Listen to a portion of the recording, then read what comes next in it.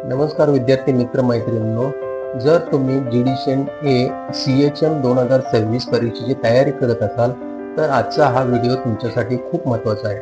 या व्हिडिओमध्ये आपण पाहणार आहोत महत्त्वाचे प्रश्न, नोट्स आणि परीक्षा पास होण्यासाठी आवश्यक मार्गदर्शन। माझे नाव अशोक वन्य असून मला सहकार क्षेत्राचा 33 वर्षाचा अनुभव आहे। आपण आज पेपर क्रमांक 4 सहकाराचा इतिहास, तत्वे आणि व्यवस्थापन या विषयाच्या परीक्षेच्या सोप्या भाषेत तयारी करणार आहोत। या विषयाचे महत्त्वाचे प्रश्न आणि त्यांची सोपी उत्तरे पाहणार आहोत, जे परीक्षेसाठी खूप महत्त्वाचे ठरणार आहे। तर चला मग सुरू करूया आजचा पहिला प्रश्न। सहकाराची व्याख्या विविध तज्ञांच्या मते पुढील प्रमाणे दिली आहे।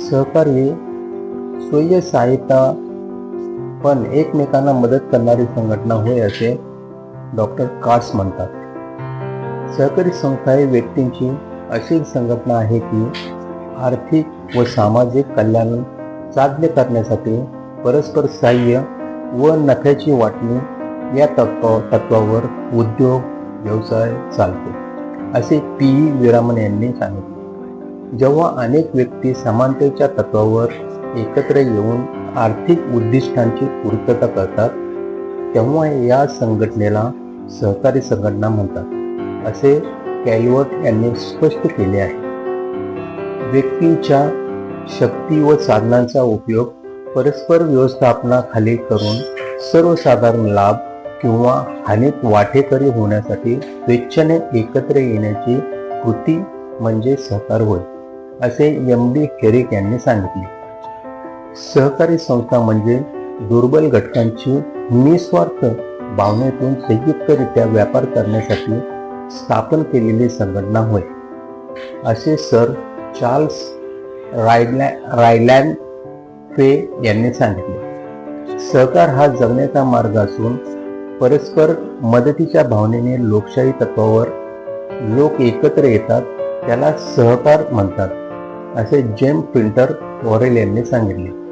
अनेक व्यक्ती समानतेच्या आधारावर आपल्या आर्थिक हितसंवर्धनासाठी स्वेच्छेने एकत्र येतात, तो संघटन प्रकार म्हणजे सहकार होय, असे सर हॉवर्ड प्लंकेट यांनी सांगितले।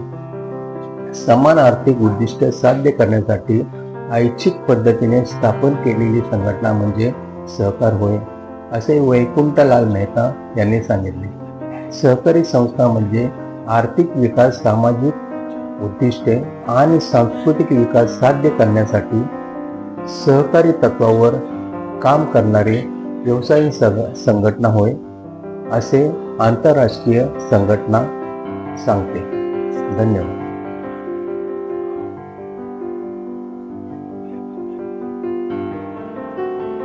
तुम्हाला हे प्रश्न उत्तरे किती सोपे आवडले ते कमेंट्समध्ये नक्की लिहा आणि तुम्हाला कोणत्या विषयावर आणि कसा व्हिडिओ हवा आहे तेही सांगा।